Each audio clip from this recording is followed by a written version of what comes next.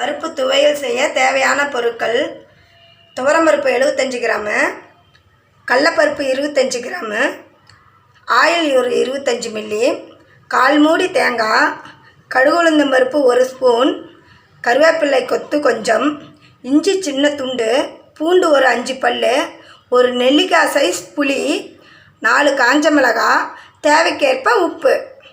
இப்போது பருப்பு துவையல் எப்படி செய்ய போகிறோங்கிறத பார்க்கலாம். ஒரு கடாயை அடுப்பில் வச்சுருக்கேன். கடாய் சூடாகட்டும். கடாய் சூடாகிடுச்சு. கொஞ்சமாக எண்ணெய் விட்டுக்கலாம். முதல்ல தேங்காயை பொடி பொடியாக நறுக்கி வச்சுருக்கேன். அதை இதில் போட்டு நல்லா வதக்கிக்கலாம். ஒரு 2-3 நிமிஷம் ஆகிடுச்சு. தேங்காய் இந்த அளவுக்கு வதங்கிடுச்சு. இப்போ சிம்மில் வச்சுக்கலாம். இப்போ பாருங்கள், இதை ஒரு பாத்திரத்தில் எடுத்து வச்சுக்கிறேன்.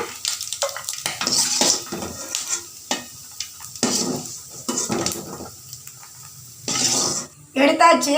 இதே எண்ணெயில் கடலப்பருப்பு போட்டுக்கிறேன். அடுத்து துவரம்பருப்பையும் இதுலேயே போட்டுக்கிறேன். காஞ்ச மிளகாயும் இதுலேயே போட்டுக்கிறேன். போட்டு நல்லா கொஞ்சம் ஃபுல் ஃப்ளேமில் வச்சு இப்படியே நல்லா செவக்க வறுக்கணும். கொஞ்சம் ஒரு 2 வறுத்தோம்னா பூண்டையும் இதுலேயே போட்டு இப்படியே வதக்கிக்கலாம். கொஞ்சம் சிம்மில் வச்சுக்கோங்க, இல்லைன்னா சீக்கிரம் தீஞ்சு போயிடும். இப்போ பாருங்கள், நல்லா செவக்க வறுத்துட்டேன். இப்போ ஸ்டவ் ஆஃப் பண்ணிக்கிறேன். இப்போ வறுத்து வச்ச பருப்பை ஒரு மிக்ஸி ஜாரில் போட்டுக்கிட்டேன்.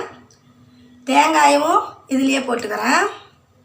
இஞ்சி துண்டும் இதுலேயே போட்டுக்கிட்டேன். அடுத்தது புளி, அதையும் இதுலேயே போட்டுட்டு உப்பு தேவைக்கேற்ப கொஞ்சமாக போட்டுக்கலாம். இப்போ இதில் கொஞ்சமாக தண்ணி சேர்த்துக்கலாம். இதை மிக்சியில் போட்டு அரைச்சி எடுத்துக்கலாம். இப்போ பாருங்கள், மிக்சியில் போட்டு நல்லா அரைச்சி எடுத்துக்கிட்டோம். இந்த அளவுக்கு இருந்தால் போதும். ரொம்ப நைஸாக அரைக்காதீங்க, கொஞ்சம் குறைன்னு இந்த அளவுக்கு அரைச்சி எடுத்துக்கோங்க. இப்போது கடாயை அடுப்பில் வச்சு எண்ணெய் ஊற்றிருக்கேன். எண்ணெய் காயிட்டும்.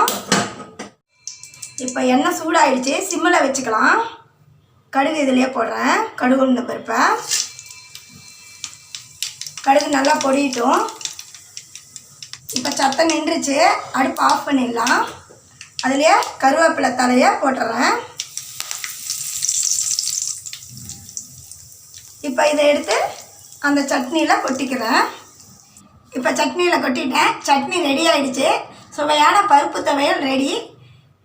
இந்த துவையல் டிஃபன் ஐட்டம், சாப்பாட்டுக்கு எல்லாத்துக்குமே ரொம்ப சுவையாக இருக்கும். கெடவும் கெடாது. ரொம்ப நல்லாயிருக்கும். சாப்பிட்டு பாருங்கள். இந்த சமையல் உங்களுக்கு பிடிச்சிருந்தா குமுதா கிச்சன் சேனலை சப்ஸ்கிரைப் பண்ணுங்கள். தேங்க்யூ.